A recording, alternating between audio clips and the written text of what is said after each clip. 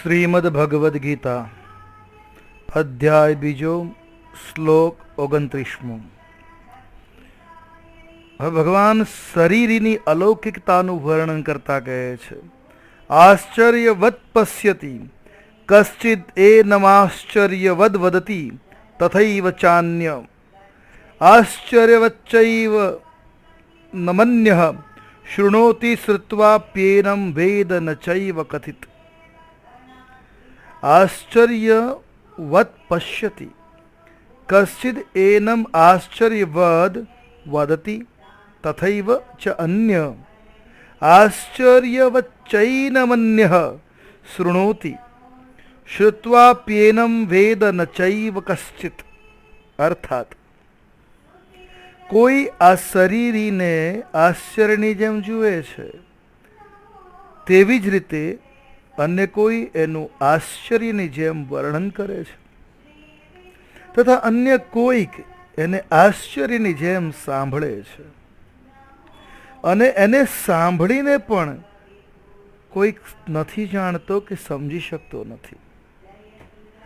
આશ્ચર્યવત પશ્યતિ કશ્ચિદ annum, અર્થાત આ દેહીને કોઈક આશ્ચર્યની જેમ જાણે છે. તાત્પર્ય એ છે કે જેવી રીતે બીજી વસ્તુઓ જોવામાં, સાંભળવામાં, વાંચવામાં અને જાણવામાં આવે છે, એવી રીતે આ દેહીને જાણવાનું શક્ય નથી, કે એવી જાણવાનો હોતો નથી. કારણ કે બીજી વસ્તુઓ ઇદંતાથી આ કરીને જાણીએ છીએ, અર્થાત તેઓ જાણવાનો વિષય બને છે. પરંતુ આ દેહી ઇન્દ્રિય, મન અને બુદ્ધિનો વિષય જ નથી. એને તો પોતાનાથી પોતાની જાતને જ જાણી શકાય છે. પોતાની જાતે જે જાણવાનું હોય છે, તે જાણવાનું લૌકિક જ્ઞાનની જેમ નથી હોતું. ઉલટાનું બહુ જ વિલક્ષણ હોય છે. પશ્યતિ, આ પદના બે અર્થ થાય છે. નેત્ર વડે જોવું, પોતાના વડે પોતાને જાણવું. અહીં પશ્યતિ પદ એટલે પોતાના વડે પોતાને જાણવાનો અર્થમાં આવ્યું છે. જ્યાં નેત્ર વગેરે કર્ણોથી જોવાનું જાણવાનું હોય છે, ત્યાં દ્રષ્ટા, દેખાવાવાળું દ્રશ્ય, દેખાવમાં આવતી વસ્તુ, અને દર્શન, દેખવાની શક્તિ, આ ત્રિપુટી હોય છે. અને આ ત્રિપુટીથી જ સાંસારિક જોવાનું, જાણવાનું હોય છે. પરંતુ સ્વયંના જ્ઞાનમાં ત્રુટિ નથી હોતી. અર્થાત સ્વયંનું જ્ઞાન કરણ સાપેક્ષ નથી. સ્વયંનું જ્ઞાન તો સ્વયં દ્વારા જ થાય છે. અર્થાત તે જ્ઞાન કરણ નિરપેક્ષ છે. જેમ હું છું એવું જે પોતાના હોવાના પણું જ્ઞાન છે, તેમાં કોઈ પ્રમાણની અથવા કોઈ કરણની આવશ્યકતા હોતી નથી. આ પોતાનું હોવાપણાને ઇદંતાથી અર્થાત દ્રશ્ય સ્વરૂપથી નથી દેખી શકાતું. એનું જ્ઞાન પોતાની જાતને જ થાય છે. આ જ્ઞાન ઇન્દ્રિયજન્ય અથવા બુદ્ધિજન્ય નથી. એટલા માટે સ્વયંને, પોતાની જાતને જાણવાનું આશ્ચર્ય જેવું હોય છે. જેવી રીતે અંધારા ઓરડામાં આપણે કોઈ વસ્તુ લેવા જઈએ, ત્યારે આપણી સાથે પ્રકાશ પણ હોવો જોઈએ અને નેત્રો પણ હોવા જોઈએ. અર્થાત એ અંધારા ઓરડામાં પ્રકાશની મદદથી આપણને વસ્તુને નેત્રોથી જોઈ શકીશું.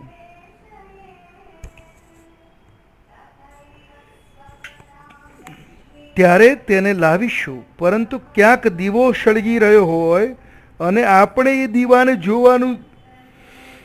જોવા જઈશું, તો એ દીવાને જોવા માટે આપણને બીજા દીવાની આવશ્યકતા પડવાની નથી. જ્યારે દીવો ચાલુ હોય, એ દીવાને જોવા માટે બીજો પ્રકાશની આવશ્યકતા નથી. ત્યારે કેવલ નેત્ર કામ કરે છે. કેમ કે દીવો પોતે જ પ્રકાશિત છે. તે પોતે જ પોતાને જાતે પ્રકાશિત કરે છે. એવી જ રીતે પોતાના સ્વરૂપને જોવા માટે કોઈ બીજા પ્રકાશની આવશ્યકતા જ નથી, કેમ કે આ દેહી આ સ્વરૂપ સ્વયં પ્રકાશિત છે. આથી એ પોતે પોતાનાથી જ પોતાને જાણી શકે છે. સ્થૂળ, સૂક્ષ્મ અને કારણ આ ત્રણ શરીરો છે. અન્ન જળથી બનેલું આ સ્થૂળ શરીર છે. આ સ્થૂળ શરીર ઇન્દ્રિયોનો વિષય છે. આ સ્થૂળ શરીરની અંદર 5 જ્ઞાનેન્દ્રિયો, 5 કર્મેન્દ્રિયો, 5 પ્રાણ, મન અને બુદ્ધિ આ 17 તત્વોથી બનેલું આ સૂક્ષ્મ શરીર છે. આ સૂક્ષ્મ શરીર ઇન્દ્રિયોનો વિષય નથી, ઉલટાનો બુદ્ધિનો વિષય છે. જે બુદ્ધિનો પણ વિષય નથી, જેમાં પ્રકૃતિ સ્વભાવ રહે છે, તે કારણ શરીર છે. આ ત્રણેય શરીરો ઉપર વિચાર કરવામાં આવે તો આ સ્થૂળ શરીર મારું સ્વરૂપ નથી, કારણ કે એ પ્રતિક્ષણે બદલાય છે અને જાણવામાં આવે છે. સૂક્ષ્મ શરીર પણ બદલાય છે અને એ પણ જાણવામાં આવે છે. તેથી એ પણ મારું સ્વરૂપ ન હોઈ શકે. કારણ શરીર પ્રકૃતિ સ્વરૂપ છે, પણ દેહી સ્વરૂપ પ્રકૃતિથી પણ અતીત છે. તેથી કારણ શરીર પણ મારું સ્વરૂપ નથી. આ દેહી જ્યારે પ્રકૃતિને ત્યજી પોતાના સ્વરૂપમાં સ્થિત થઈ જાય છે, ત્યારે પોતે પોતાનાથી જ પોતાની જાતને જાણી શકે છે. આ જાણવું એ શારીરિક વસ્તુઓને જાણવાની અપેક્ષાએ સર્વથા વિલક્ષણ છે. એટલા માટે આને આશ્ચર્યવત પશ્યતિ કહેવામાં આવ્યો છે. અહીં ભગવાને કહ્યું છે કે પોતાની જાતનો અનુભવ કરવા વાળો કોઈ એક જ હોય છે, કશ્ચિત. અને આગળ 7મા અધ્યાયના 3જા શ્લોકમાં પણ આ જ વાત કહેશે ભગવાન કે કોઈ એક મનુષ્ય જ મને તત્વથી જાણે છે. કશ્ચિન મામ વેત્તિ તત્વતઃ. આ પદોથી એવું માલુમ પડે છે કે અવિનાશી તત્વને જાણવું ઘણું કઠિન છે અને દુર્લભ પણ, પરંતુ વાસ્તવમાં એવી વાત નથી. આ તત્વને જાણવું એ કઠિન નથી, દુર્લભ નથી. ઉલટાનું આ તત્વને સાચા હૃદયથી જાણવાવાળાઓની અને એ તરફ લગાવવાળાઓની અછત છે. અર્થાત કોઈ આ વિષયને સમજવાવાળા છે જ નહીં, ઈચ્છા ધરાવવાળા જ નથી. આ અછત જાણવાની જિજ્ઞાસા ઓછી હોવાને કારણે છે. આશ્ચર્યવદ વદતી તથૈવ ચાન્ય. એવી જ રીતે બીજો પુરુષ આ દેહીનું આશ્ચર્યની જેમ વર્ણન કરે છે, કેમ કે આ તત્વ વાણીનો વિષય જ નથી. જેના વડે વાણી પણ પ્રકાશિત થાય છે, તે વાણી તેનું વર્ણન કેવી રીતે કરી શકે? જે મહાપુરુષ આ તત્વનું વર્ણન કરે છે, તે તો શાખા ચંદ્ર ન્યાયની જેમ વાણીથી એનો કેવળ સંકેત જ કરે છે, જેથી સાંભળવા વાળાનું એ તરફ લક્ષ્ય થઈ જાય. આથી એનું વર્ણન આશ્ચર્યની જેમ જ હોય છે. અહીં જે અન્ય પદ આવ્યું છે તેનું તાત્પર્ય એ નથી કે કોઈ જાણવા વાળો છે, એનાથી એ કહેવા વાળો બીજો છે. કેમ કે જે સ્વયં જાણશે જ નહીં તે વર્ણન શું કરશે? આથી આ પદનું તાત્પર્ય એ છે કે જેટલા જાણવાવાળા છે તેઓમાં વર્ણન કરવાવાળો કોઈ એક જ હોય છે, કારણ કે તે બધા જ અનુભવી તત્વજ્ઞ મહાપુરુષો એ તત્વનું વિવેચન કરીને સાંભળવા વાળાઓને એ તત્વ સુધી નહોતી પહોંચાડી શકતા. એટલે દત્તબાબુમાં કહ્યું છે ને, અનુભવ તૃપ્તિનો યુદ્ધગાર, સુણી હશે તે ખાશેમાં. અર્થાત અનુભવ કરીને જ આને જાણી શકાય છે અને બીજાઓ પાસેથી સાંભળીને કેવલ માર્ગનું અનુસરણ થઈ શકે છે, એને જાણી શકાતો નથી. એને અંગે શંકાઓનું અને તર્કોનું પૂરેપૂરી રીતે સમાધાન કરવાની ક્ષમતા તેઓ નથી ધરાવતા. આથી વર્ણન કરવાવાળાઓની વિલક્ષણ ક્ષમતાઓ પર પ્રકાશ પાડવા માટે જ આ અન્ય પદ લગાવવામાં આવ્યું છે. આશ્ચર્યવદ આશ્ચર્યવચ્ચૈનમન્ય શૃણોતિ, બીજો કોઈ દેહીને આશ્ચર્યની જેમ સાંભળે છે. તાત્પર્ય એ છે કે સાંભળવાવાળો શાસ્ત્રોની લોકાંતરોની જેટલી વાતો સાંભળતો આવ્યો છે એ બધી વાતોથી આ દેહીની વાત વિલક્ષણ માલુમ પડે છે. કારણ કે બીજું જે કંઈ સાંભળ્યું છે તે પૂરેપૂરો ઇન્દ્રિયો, મન, બુદ્ધિ વગેરેનો વિષય છે, પરંતુ આ દેહી ઇન્દ્રિયો વગેરેનો વિષય નથી. ઉલટું તે ઇન્દ્રિયો વગેરેના વિષયને પ્રકાશિત કરે છે. આથી આ દેહીની વિલક્ષણ વાત એ આશ્ચર્યની જેમ સાંભળે છે. અહીં અન્ય પદ આપવાનું તાત્પર્ય એ છે કે જાણવાવાળો અને કહેવાવાળો આ બંનેથી સાંભળવાવાળો તત્વનો જિજ્ઞાસુ કંઈ બીજો જ છે. શ્રુત્વાન્પ્યેનમ વેદ ન ચૈવ કશ્ચિત, શ્રુત્વાપ્યેનમ વેદ ન ચૈવ કશ્ચિત, આને સાંભળીને પણ કોઈ નથી જાણતો. આનું તાત્પર્ય એ નથી કે તેણે સાંભળી લીધું તો અહીં તે જાણશે જ નહીં. આનું તાત્પર્ય એ છે કે કેવળ સાંભળીને કે સાંભળવા માત્રથી એને કોઈ પણ નથી જાણી શકતો. સાંભળ્યા પછી જ્યારે તે પોતે તેનામાં સ્થિત થશે ત્યારે પોતે પોતાની જાતને જાણશે. અહીં કોઈ કહે છે શાસ્ત્રો અને ગુરુજનો પાસેથી સાંભળીને જ્ઞાન તો થાય છે જ, પછી અહીં સાંભળીને પણ કોઈ નથી જાણતો, એવું કેવી રીતે કહેવામાં આવ્યું છે?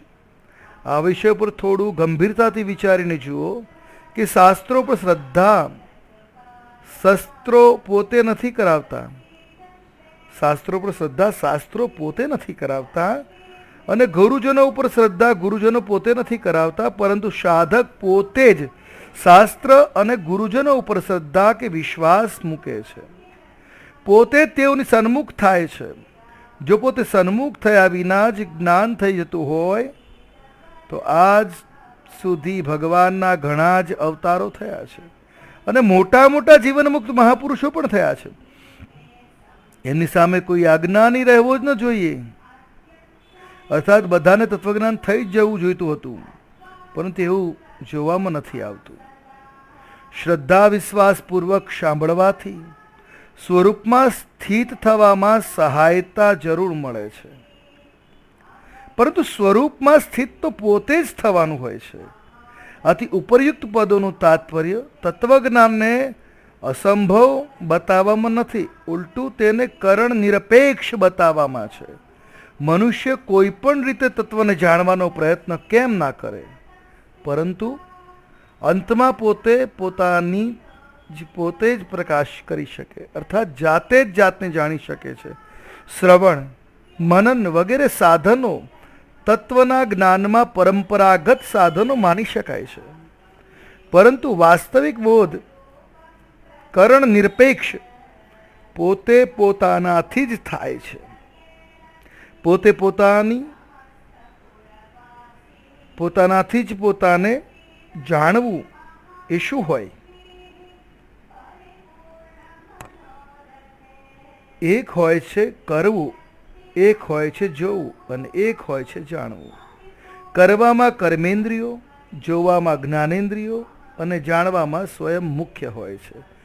જ્ઞાનેન્દ્રિયો દ્વારા જાણવાનું નથી હોતું, ઉલટાનું જોવાનું હોય છે. જે વ્યવહારમાં ઉપયોગી છે પોતાના દ્વારા જે જાણવાનું છે એ બે પ્રકારનું હોય છે. એક તો શરીર સંસારની સાથે મારી સદા ભિન્નતા છે, અને બીજું પરમાત્મા સાથે મારી સદા અભિન્નતા છે, અર્થાત ઐક્ય છે. બીજા શબ્દોમાં પરિવર્તનશીલ નાશવંત પદાર્થોની સાથે મારો કિંચિત માત્ર કે લેશ માત્ર પણ સંબંધ નથી, અને અપરિવર્તનશીલ અવિનાશી પરમાત્માની સાથે મારો નિત્ય સનાતન સંબંધ છે.